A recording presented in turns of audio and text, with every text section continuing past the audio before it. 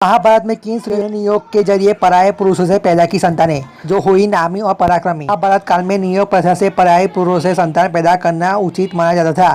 केवल पांडव ही नहीं बल्कि कई स्त्रियों ने नियोग के लिए संतानें पैदा की जो नामी बनी। महाभारत काल में नियोग प्रथा से स्त्रियां किसी अन्य पुरुष से बच्चा पैदा कर सकती थी। पांडवों से लेकर धृतराष्ट्र, पांडु और तक नियोग से पैदा हुए थे। क्या आपको मालूम है इस काल में और कौन सी स्त्रियां थी जिन्होंने एक काम करते हुए अन्य पुरुष से जरिए बच्चे पैदा किए। नियोग का मतलब होता है पति के मृत हो जाने या संतान पैदा करने में असमर्थ होने की स्थिति में किसी योग्य पुरुष से संतान प्राप्त करना। ये व्यवस्था विशेष रूप से कुल परंपरा को बनाए रखने के लिए वंश वृद्धि के लिए अपनाई जाती थी। आइए हम आपको उन स्त्रियों के बारे में बताते हैं और उनकी नियोग से पैदा हुई संतानों के बारे में। महाभारत में नियोग को एक धार्मिक, नैतिक और सामाजिक जरूरतों के कारण अपनाया गया। यह केवल वंश रक्षा और कुल परंपरा को बनाए रखने का एक उपाय।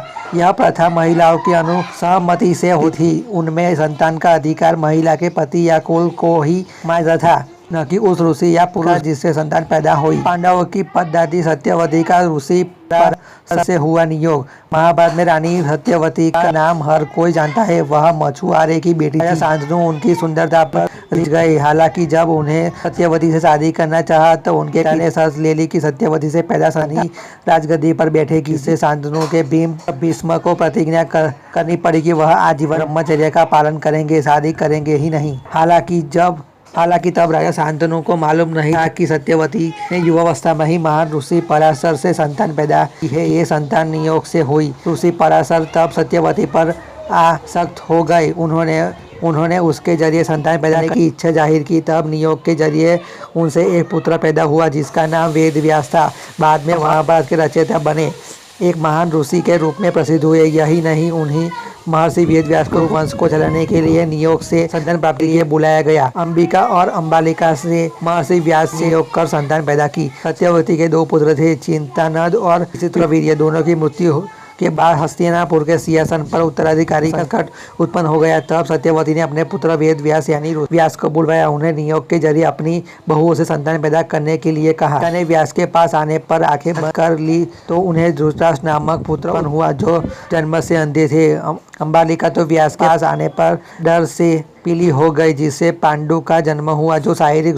रूप से दुर्बल थे। इन दोनों की एक दासी ने भी व्यास से नियोग किया, जिससे विदुर का जन्म हुआ जो बहुत बुद्धिमान और नीति निपुण थे। जब पांडु की पत्नी ने माद्री ने अश्विनी कुमार को लाया। पांडु को ऋषि की इदम द्वारा दिए गए शाप के कारण वह अपनी पत्नियों के साथ सहवास नहीं कर सकती थी। तब उन्होंने संतान उत्पत्ति के लिए अपनी दोनों पत्नियों को कुंती और माद्री को नियोग की अनुमति दी। माद्री अश्विनी कुमारों से नियोग किया और उनसे नकुल और सहदेव नामक जुड़वा पुत्रों का जन्म हुआ। नकुल और सहदेव पांडवों में सबसे छोटे थे। कुंती का 2 बार नियोग। कुंती जब कुंवारी ही तभी ऋषि दुर्वासा से मिले।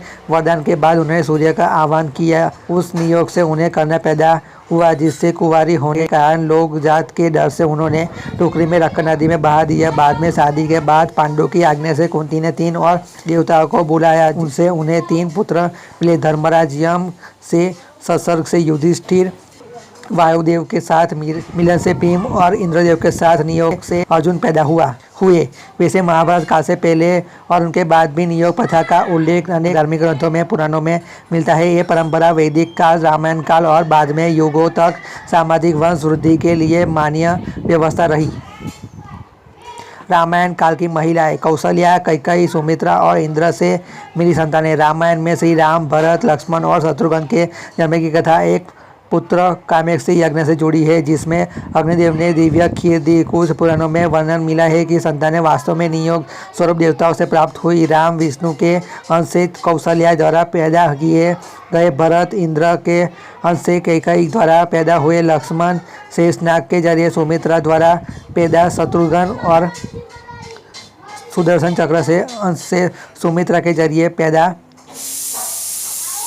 अति ऋषि की पत्नी अनुसुईया ने कैसे नियोग किया।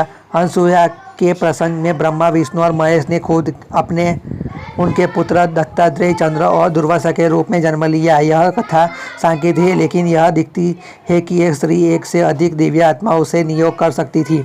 शिवी की रानी।